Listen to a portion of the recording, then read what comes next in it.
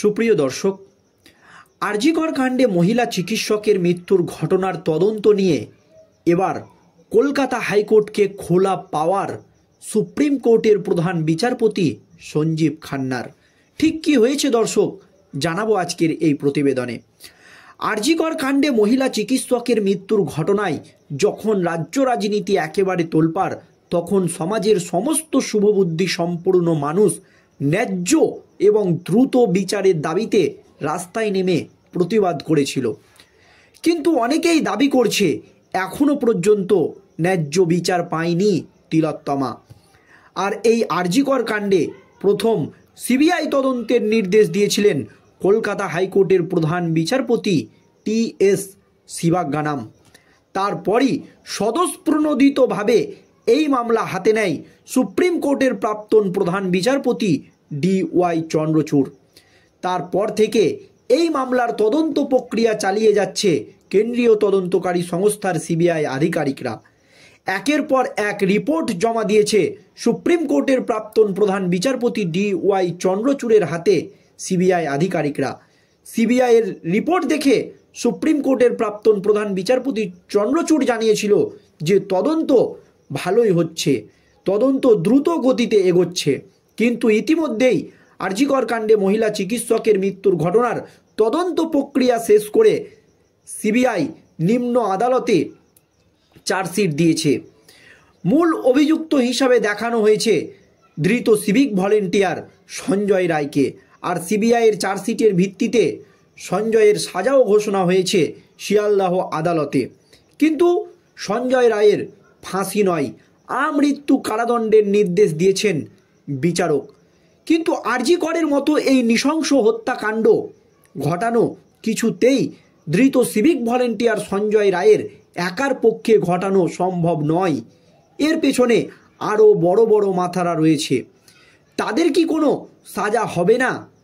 যারা তথ্য প্রমাণ লোপাট করার চেষ্টা করেছিল, আরজিকরের প্রাক্তন অধ্যক্ষ সন্দীপ ঘোষ এবং টালা থানার ওসি অভিজিৎ মণ্ডল, তারাও কিন্তু তথ্য প্রমাণ লোপাটের অভিযোগে গ্রেপ্তার হয়েছিল।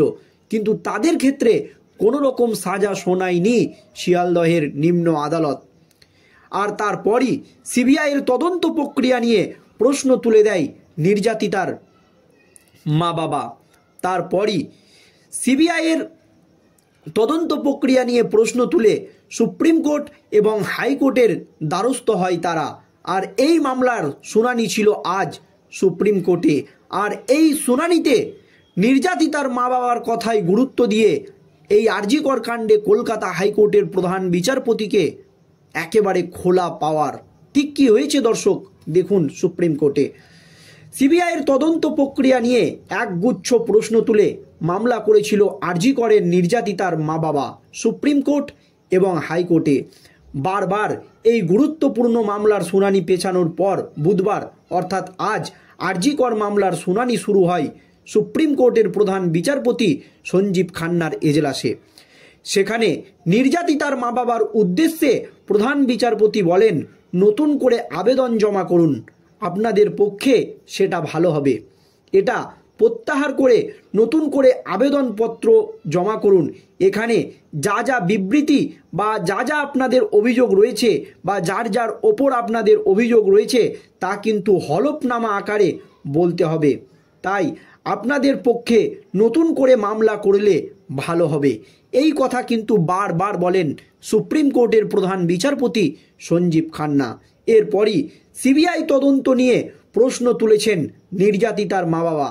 সেই দিন আদালতে সিবিআইয়ের আইনজীবী বলেন, আবেদনপত্রে যে সমস্ত প্রশ্ন তোলা হয়েছে তা নিয়ে আগেই জবাব দেওয়া হয়েছে। এখন ফের আলোচনা হলে অভিযুক্তের সুবিধা হতে পারে। এতে নির্যাতিতার পরিবারের আইনজীবী জানান, শিয়ালদাহ আদালতে সঞ্জয় রায়কে আমৃত্যু কারাবাসের সাজা শোনানোর আগে আবেদন জমা করা হয়েছিল। সেই সময় যা প্রশ্ন মনে এসেছিল তাই লেখা হয়। এরপরই প্রধান বিচারপতি নির্যাতিতার পরিবারকে অভিযোগগুলি হলফনামা আকারে লিখে জমা দিতে বলেন। এই দিন প্রধান বিচারপতি আরও বলেন যে কলকাতা হাইকোর্টে এই মামলাটা বিচারাধীন রয়েছে। মানে নির্যাতিতার মা বাবা কলকাতা হাইকোর্টেরও দ্বারস্থ হয়েছিল। আমরা কি এই মামলা এখানে বন্ধ করে দেব? মানে সুপ্রিম কোর্ট কি এই মামলাটি না শুনে কলকাতা হাইকোর্টের ওপরেই এই দায়িত্ব তুলে দেবে?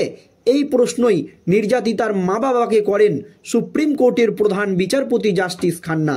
তারপর তিনি বলেন, এর উত্তর আপনাদের কাছে এখন জানতে চাইছি না। আপনারা ইচ্ছা করলে পরেও এই প্রশ্নের উত্তর আপনাদের অ্যাডভোকেটের মাধ্যমে জানাতে পারেন। এরপরই কলকাতা হাইকোর্টেও সিবিআই তদন্ত নিয়ে আবেদন জমা দিয়েছিল নির্যাতিতার মা বাবা। তাই কলকাতা হাইকোর্টেও নির্যাতিতার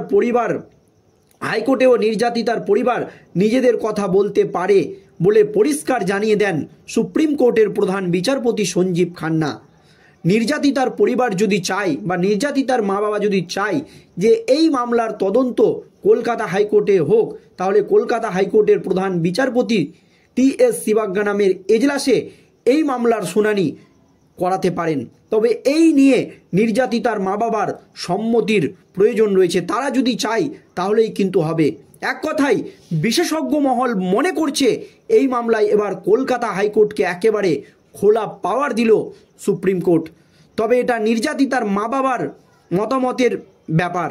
এই আবহে শুনানি শুরু হওয়ার পর প্রথমে নির্যাতিতার পরিবারের উদ্দেশ্যে প্রধান বিচারপতি বলেন, আবেদন করার পর সাজা ঘোষণা হয়েছে, এটা প্রত্যাহার করে নতুন করে আবেদন জমা করবেন কি? নির্যাতিতার পরিবারের আইনজীবী করুণা নন্দী বলেন, আমরা তার আগে আবেদন করেছিলাম। এখানে কিছু অভিযোগ রয়েছে, আমাদের কিছু ব্যক্তির নাম রয়েছে যারা উচ্চ পদে আসীন রয়েছে, বড় বড় মাথা, তাদের একটা ভূমিকা রয়েছে এই মামলায়, যা তুলে ধরতে চেয়েছিলাম। এরপরই নতুন করে আবেদন করতে বলেন প্রধান বিচারপতি। 1 সপ্তাহের মধ্যে নতুন করে আবেদন জমা দেওয়া হবে বলে জানিয়ে দেয় নির্যাতিতার পরিবারের আইনজীবী।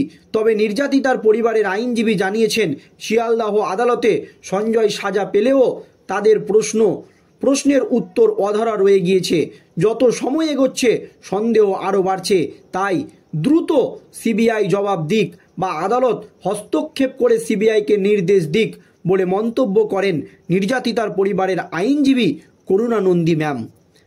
দর্শক, এই নিয়ে সুপ্রিম কোর্ট কিন্তু পরিষ্কার জানিয়ে দিয়েছে নির্যাতিতার পরিবারকে, তারা যদি চায় তাহলে কিন্তু এই মামলার শুনানি কলকাতা হাইকোর্টে হতে পারে বা করাতে পারে। দর্শক, আপনারা কি চাইছেন যে আরজি করের এই নৃশংস হত্যাকাণ্ডের যে শুনানি, আবার নতুন করে শুনানি শুরু হবে, সেটা কলকাতা হাইকোর্টে হোক?